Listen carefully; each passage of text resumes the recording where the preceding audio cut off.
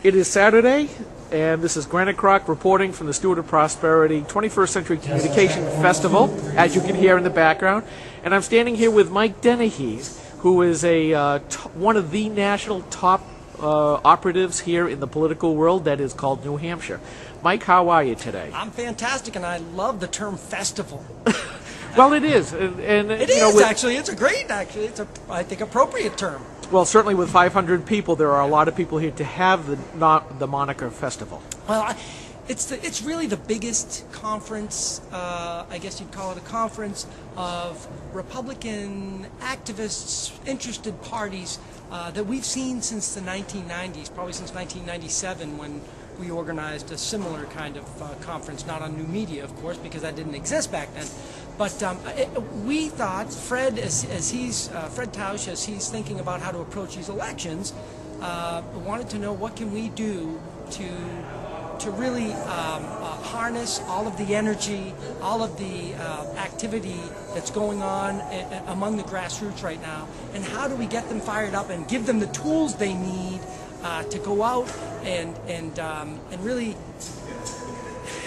how we're going to approach these elections, how are they going to insert themselves. So that's why we focused on new media. I mean, it's something that really, and quite honestly, I know you know this, Skip, is that it's probably one of the weaknesses that some of our grassroots folks in the Republican Party have right now, and everyone's trying to figure out the best way to use it and utilize it. So we brought the best minds together, and you don't get a better mind than Newt Gingrich. So he was excited to come help, and his remarks were perfect. And then we moved on to Andrew Breitbart and then Steve Gillette, and the messages were just couldn't have been better. And it's all about what people can do, what they can do to help push messages into elected officials' offices and into their campaigns and to the people in a new way, rather than just going door to door or just doing lit dropping or mailings. This is the phenomenon called new media. So it's something that we have to take hold of now if we're going to beat the Democrats in November. So that's the bottom line. I think it's been tremendously effective. We've had applause and standing ovations all day long, and we're only 2/3 of the way through. People are in their workshops right now, learning more details about how they're going to get these messages out to people and how they're going to best utilize the new media form of communication. And then we're all going to come back here at 4 o'clock to hear the U.S. Senate candidates and hear how they are going to beat Paul Hodes in November and hold on to the Senate seat, and better than that, how we're going to sweep the offices in November. Okay, I mentioned in the beginning that you were one of the top national operatives, and I'm not going to go away from that. So let me ask you this. With the campaign in New York 23, and now with Scott Brown, and now it seems like when you get Lech Walesa to go campaign for an Illinois Republican, what do you see is changing in the political environment here in the country, and what do you think what are the two of the top reasons, and what do you think that's going to morph into if there is further processing going on? I think this has been a snowball getting bigger and bigger that started last February with Obama's stimulus package, and it's gotten worse every step of the way. The overreach of government, the outrageous spending in Washington, and the arrogance of this Democrat administration that they believe they know what's best for the people of America. And it's totally outrageous, and the people are sick of it. They're tired of it. You hear it here today. It's got to stop. It's got to stop now.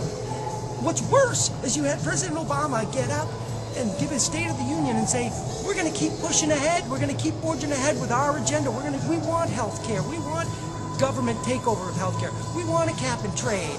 We want a second stimulus. How crazy is that? A first stimulus that didn't work. They promised us 8% unemployment down from 10, and it hasn't happened. But they want even a second so-called job stimulus.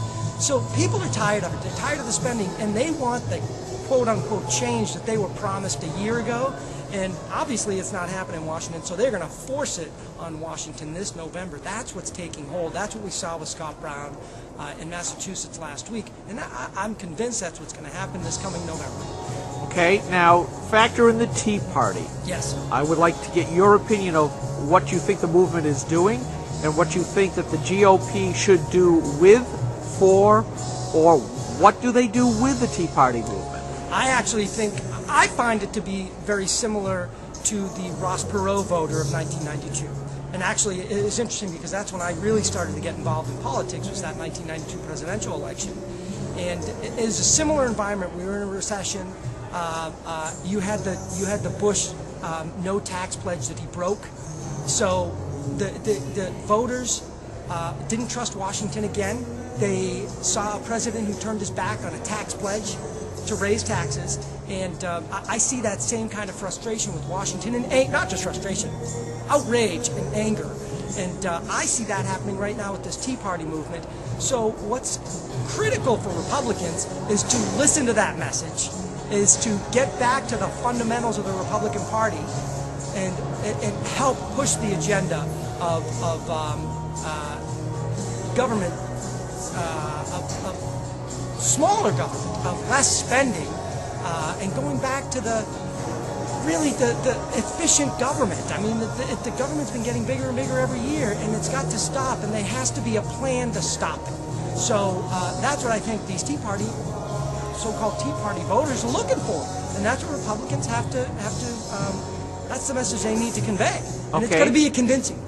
Okay, tail wagging the dog. Who is which? The GOP and the Tea Party. Which is the tail and which is the dog? I think, well, it's hard to say because, you know, there's been a lot of Republicans who've been screaming bloody murder at the Republican Party. So if I had to choose, I would say it's the tail wagging the dog. But, I mean, these Tea Party folks are helping drive Republicans back to where they should be. Okay. But I think it started a little bit before the Tea Party folks, but I think it's helped bring Republicans back home. I really do believe that. But, you know, we all know there's plenty of Republicans who are in Washington who've been screaming bloody murder, like John McCain. Even when he ran for president, obviously, he's been one who's been pushing